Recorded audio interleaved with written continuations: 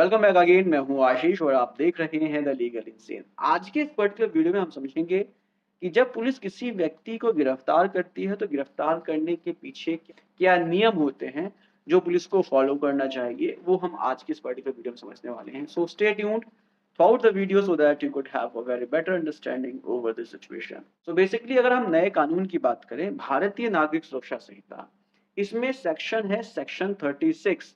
Section 36 of भारतीय नागरिक सुरक्षा संहिता बेसिकली बात करता है कुछ रूल्स के बारे में जो पुलिस ऑफिसर को फॉलो करना होता है गिरफ्तार करते समय।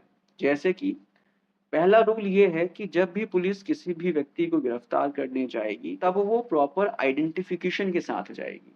अगर सपोज करो कि कोई भी पुलिस ऑफिसर किसी भी व्यक्ति को गिरफ्तार करने आया हुआ है तो वो जो है प्रॉपर आइडेंटिफिकेशन के साथ आएगा। आप लोगों ने नोटिस किया होगा कि पुलिस के पास एक नेम प्लेट होता है जो उसके यहाँ पर बॉडी पर लगा होता है, चेस्ट पर। तो उस नेम प्लेट पर बेसिकली उसका नाम और एक कोड होता है, वो चीज़ क्लियर होना चाहिए और विजिबल होना चाहिए और एक्यूरेट होना चाहिए। तो ये पहला रूल है जो उसको फॉलो करना है। इसके बाद जो दूसरा रूल है अरेस्ट करने का, वो है अरेस्ट मेमो प्रिपेयर करने का, जिसको हम मेमोरेंडम ऑफ अरेस्ट भी बोलते हैं। अभी मेमोरेंडम ऑफ अरेस्ट क्या है, इसको हम किसी दूसरे वीडियो में डिटेल में समझेंगे। यहाँ पर इसको सिंपल से शब्दों में समझ दो कि ये बेसिकली एक सरकारी डॉक्यूमेंट होता है जिससे पता चलता है कि व्यक्ति को कब गिरफ्तार किया गया है, गिरफ्तार करते समय उसके पास क्या-क्या चीज़ें मिली हैं, किसने उसको गिरफ्तार किया है, गिरफ्तार करने की टाइमिंग्स क्या-क्या हैं और किसके सामने गिरफ्तार किया गया है। ये सारी चीज़ें बेसिकली जो है मेमोरेंडम ऑफ अरेस्ट में लिखा रहता है।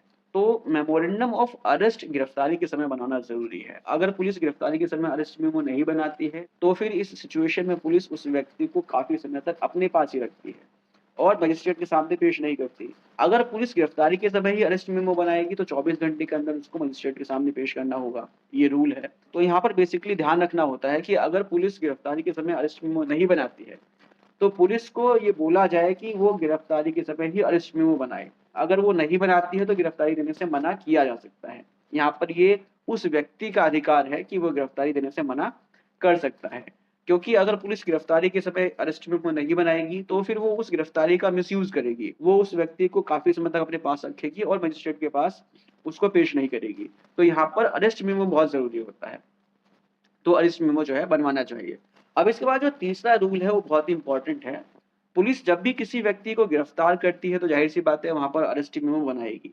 लेकिन अगर सपोज़ करो कि उस समय कोई रिलेटिव उस व्यक्ति का वहाँ पर मौजूद नहीं है, जिसका उस अरेस्ट मेमो पर साइन हो सके, तो इस सिचुएशन में ये पुलिस की ड्यूटी है कि वो उस व्यक्ति के किसी भी रिलेटिव को या किसी भी फ्रेंड को या किसी भी एक व्यक्ति को जिसको वह व्यक्ति चाहता है कि उसको इन्फॉर्मेशन दी जाए उसकी गिरफ्तारी की, तो पुलिस इस सिचुएशन में किसी एक व्यक्ति को इन्फॉर्म करेगी उस व्यक्ति की गिरफ्तारी के बारे में, कि भाई उस व्यक्ति को गिरफ्तार किया गया है, आप उसके अरेस्ट मेमो पर आकर साइन कीजिए। तो बेसिकली इस तरह से ये 3 रूल हैं जो पुलिस को फॉलो करना होता है किसी भी व्यक्ति को गिरफ्तार करते समय। उम्मीद करता हूँ कि ये वीडियो आपको इन्फॉर्मेटिव लगी होगी।